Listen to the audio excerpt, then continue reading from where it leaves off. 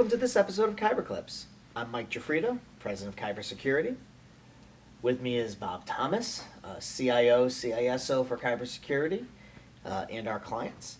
Today we're going to talk a little bit about technology planning. It's a topic that comes up with every one of our clients, something Bob spends a lot of time as their chief information officer, helping organizations figure out, in short, how to leverage technology to reach their organizational goals. But what does that really mean? What goes into all that? How do you start that conversation, and how do you put a technology plan that together that's going to really be valuable for an organization? So I think with the method that we've chosen and the road that we go down, we do something called a VCIO intake. We onboard a client as part of all the technology onboarding. That's a facet of what we're doing for them to protect their organization. And I'm working with clients to try to understand what's important to their business. What mode are they in? Are they, status quo? Are they growing? Are they growing exponentially? What drives their business? Are they expanding not just headcount wise, geographically? Do they have multiple offices? Are they going to continue to sprawl? What software drives their world? What type of equipment do they use?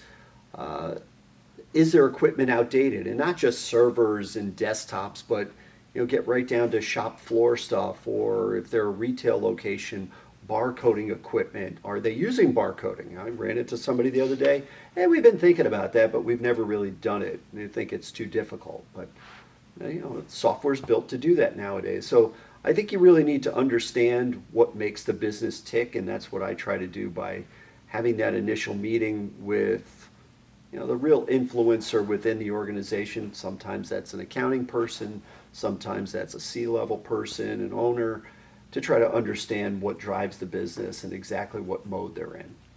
And so now you've figured out, okay, we've transitioned from a fully in-office organization to a hybrid organization. We've got, we're thinking about spinning up some new locations, but we really don't want to put a whole bunch of stuff in all those places. Where do you go with trying to understand what they have and how that's going to work for them in the future? So I think that's really interesting. What obviously COVID and what's happened over the last 3 years has really played into changing people's decisions and changing how they interact with their personnel. So I think that's really important to understand. Are they a hybrid? Are they a fully remote organization? We have plenty of those clients that are 100% remote, scattered all over the world. And where do they connect to their stuff? How do they do what they need to do? How do they get their data? Where's it stored? How's it backed up? How are they protecting their organization and their users? So I think trying to understand where their systems are or what type of systems they need in order to do, if they're a manufacturer, a lot of times they still have servers on site because they need to be close to the equipment. That's evolving too.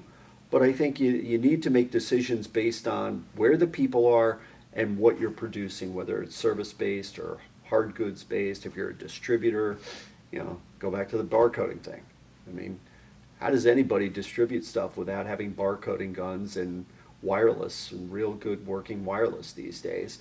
You've got people running around all over the place trying to pick parts, pick items, and ship them and try to get the stuff just in time to the people that are ordering them.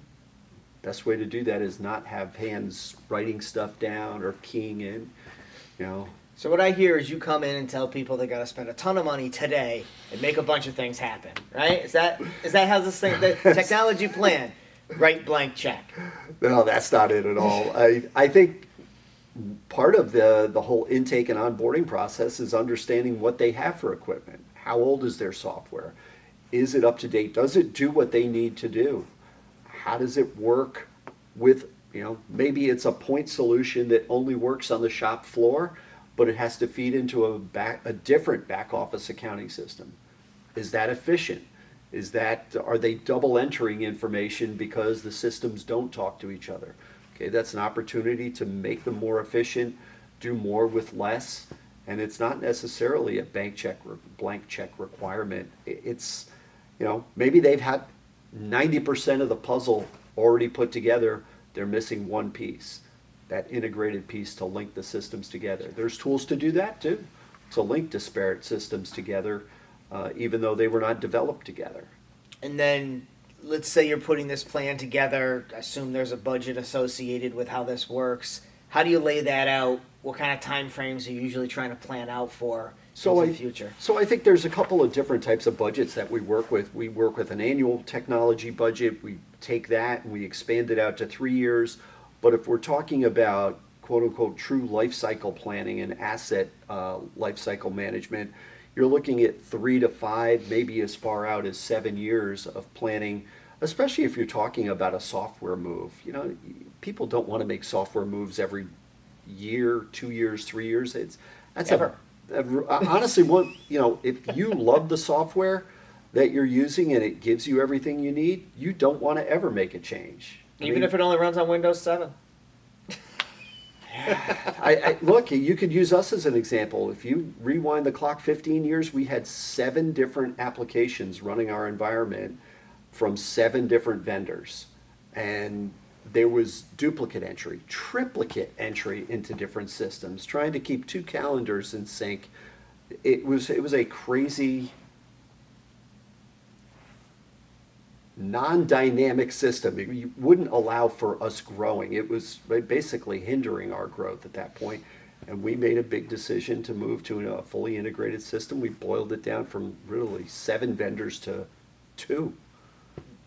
It's an ROI play, right? You've got to look at what are we going to get back out of this? What are we going to save? Yeah. How are we going to be able to be successful? If our goal is to grow, how are we going to have the tools necessary to do that? If our goal is to shrink, how are we going to have the tools necessary to do that and be able to cover the load with less than what we're doing today, or more load with the same? Yeah, I think, that's how we have to get in the heads of the decision makers and owners of businesses to try to help them and understand what mode they're really in. If they're in a hockey stick style growth mode, okay, maybe your systems on premise are old and can't handle it. Maybe that's a perfect opportunity for a cloud migration, and you can use all the resources at Azure with Microsoft or AWS with Amazon.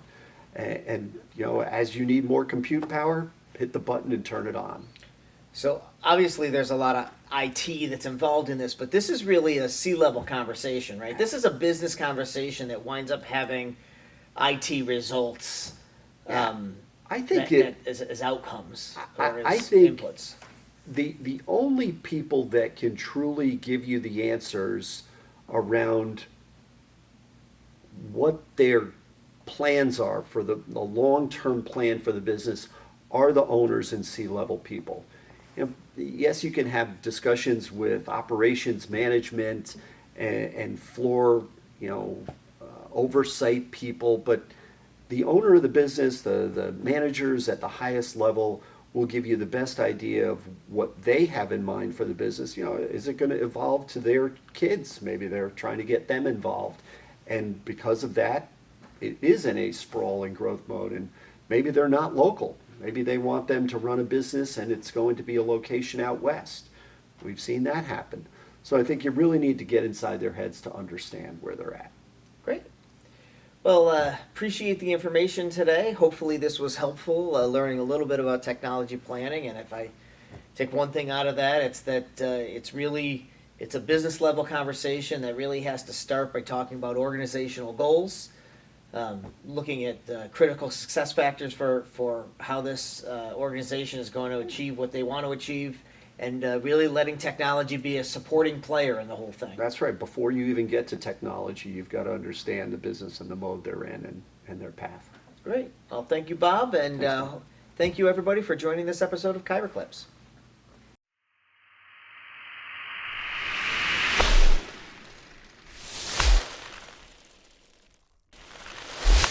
Hello, folks. Thanks very much for joining us for another episode of Kyber Clips. We appreciate you joining us and learning a little bit about cybersecurity and what we do here at Kyber.